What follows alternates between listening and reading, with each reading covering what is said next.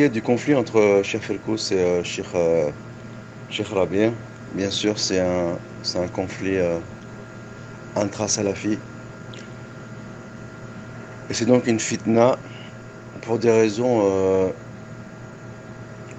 dont j'ai déjà parlé par le passé, je ne vais pas le refaire ici, c'est un sujet assez sensible. En tout cas, parmi les éléments qui fait que ce conflit est une fitna, et que quand on veut nouer son chien, on dit qu'il a la rage. Alors forcément, étant donné que le parti des Cheikh Rabia sont en conflit avec le parti des Cheikh Felkous, mais ils vont chercher tout ce qu'ils pensent être des éléments discréditants dans la, dans la biographie ou dans le CV dans son travail, dans son cheminement de Cheikh Felkous. Et forcément, ils vont tomber sur des choses qui ne plaît pas aux littéralo-rigoristes, notamment des choses qu'il faut éventuellement peut-être replacer dans un certain contexte, surtout dans le milieu académique et surtout dans le domaine notamment de Usul al-Fiqh, donc qui est la spécialité de Cheikh Felkous, comme par exemple l'éloge de Ibn Sina ou de l'éloge de Razali. Ce sont des éloges relatives dans un domaine précis et éventuellement un public précis. Donc bien sûr le littéralo-rigorisme il est dans une bulle qui est purement virtuelle et du haut de sa tour d'ivoire il émet des jugements qui sont purement virtuels et utopiques parce qu'il place la barre haute ou dans le sens où il établit une norme qui est purement virtuelle, qui est constante et invariable, une norme invariable, donc qui ne connaît aucune fluctuation, aucune variante, toute volonté de contextualiser est assimilée à du laxisme et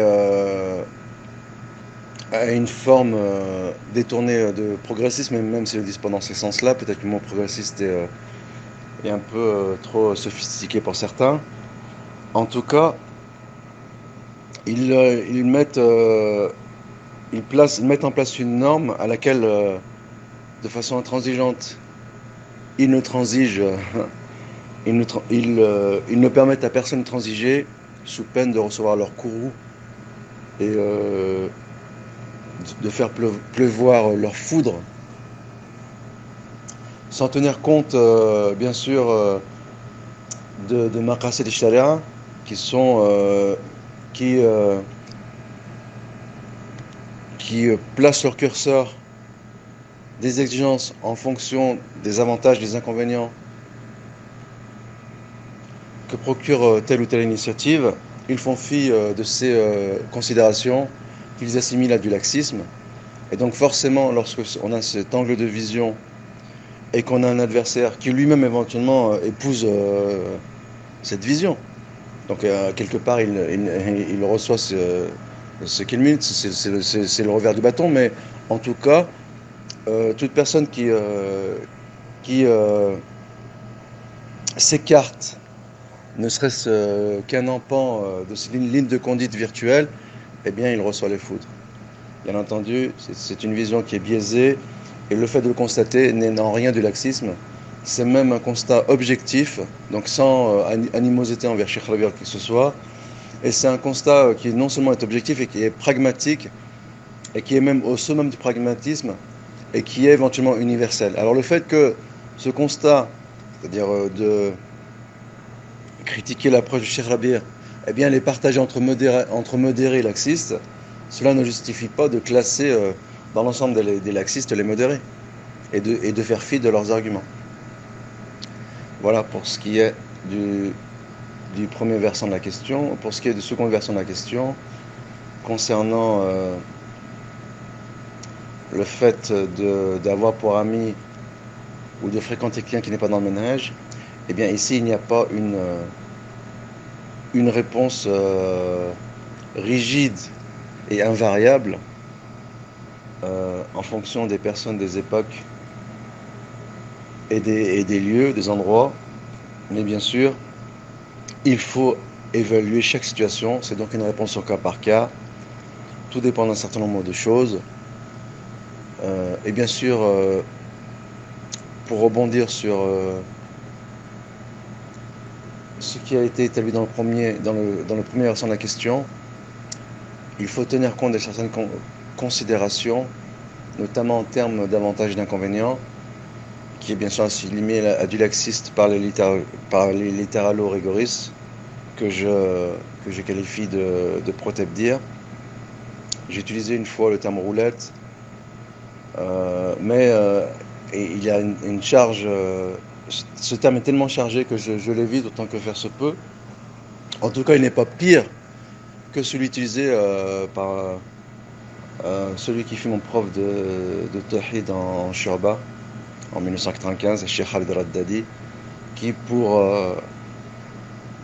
symboliser ou pour décrire de façon imagée avec un ton humoristique les salafis zélés, il les appelait les super salafis, on disait avec l'accent anglais, donc entre guillemets de ma part SS. Et donc le fait de fréquenter quelqu'un, eh bien cela dépend d'un certain nombre de choses, qui est dû à la personne au concerné, qui est dû à la personne qui doit fréquenter, qui est dû au contexte qui l'entoure. Il faut tenir aussi compte, donc par rapport à ce contexte, à l'époque dans laquelle il évolue, et l'endroit où il vit. Donc il n'y a pas une... et c'est d'ailleurs tout le travers malheureusement des littéralo-rigoristes, il n'y a pas une réponse possible à ce cas de figure. Il y a autant de réponses que de cas de figure, avec un infini de dégradés pour chacun, ou pour chaque réponse. Où chaque réponse s'inscrit dans un ensemble de réponses dégradées en infini. Voilà. Et donc, il faut tenir compte d'un certain nombre de choses. Après, on peut répondre grossièrement que tout dépend si la personne... déjà, il faut expliquer ce que le ménage, qu'est-ce qu'on entend par ménage. Si c'est le ménage, c'est la vision littéralo-rigoriste de la religion, et que toute personne qui ne partage pas cette vision rigide et figée, eh bien, il est considéré comme exclu du ménage. Bien sûr que cette vision du ménage, elle est biaisée. Donc il faut déjà entendre qu'est-ce que le ménage.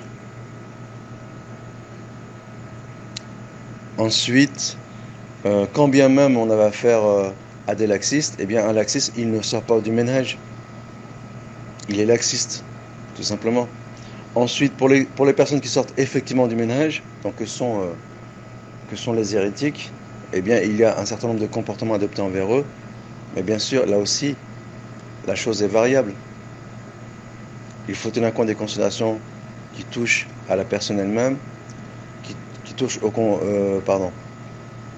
qui touchent donc à l'acteur de l'initiative à entreprendre, qui touche à celui à qui cette initiative est adressée, qui touche à l'endroit où les deux acteurs vivent et à l'époque concernée.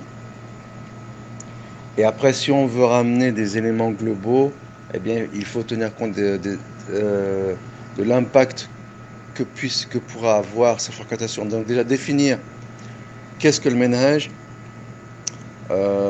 si la personne en face, ou selon quels critères on sort de ce ménage, et selon quelle vision on établit que cette personne est ou non du ménage, selon quel angle de vue.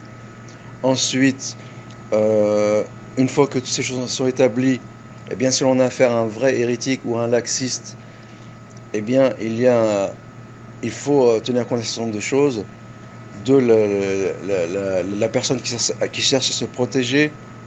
Est-ce qu'il a le charisme suffisant pour supporter une telle fréquentation? Ensuite, est-ce qu'il a l'esprit critique ou non? Ensuite, est-ce que la personne en face elle a une mauvaise influence sur lui? Ensuite, s'il s'est avéré qu'il a une mauvaise influence, qu'on n'a pas suffisamment de charisme pour l'affronter et qu'on n'est pas doté d'un esprit critique, et bien dans ce cas de figure, comment réagir? Dans quelles limites? Est-ce qu'il faut user avec lui ou procéder à un boycott total ou à un boycott partiel? Donc tout en gardant, pour ce qui est du boycott partiel, les droits, tout en lui préservant les droits du musulman, que sont répondre au salam, souhaiter faire les souhaits lors de l'éternuement, suivre la janaza, répondre à l'invitation, et sans forcément s'en faire un ami. Donc lui rendre ses droits, les droits dont il jouit, les droits du musulman, sans forcément s'en faire un ami, et sans forcément, s'il a par exemple, si c'est un enseignant, sans forcément suivre ses cours, et sans forcément écouter ses discours audio ou audiovisuels, et sans forcément lire ses écrits, si tant est qu'il avait des écrits. Voilà. Wallahu ta'ala alam.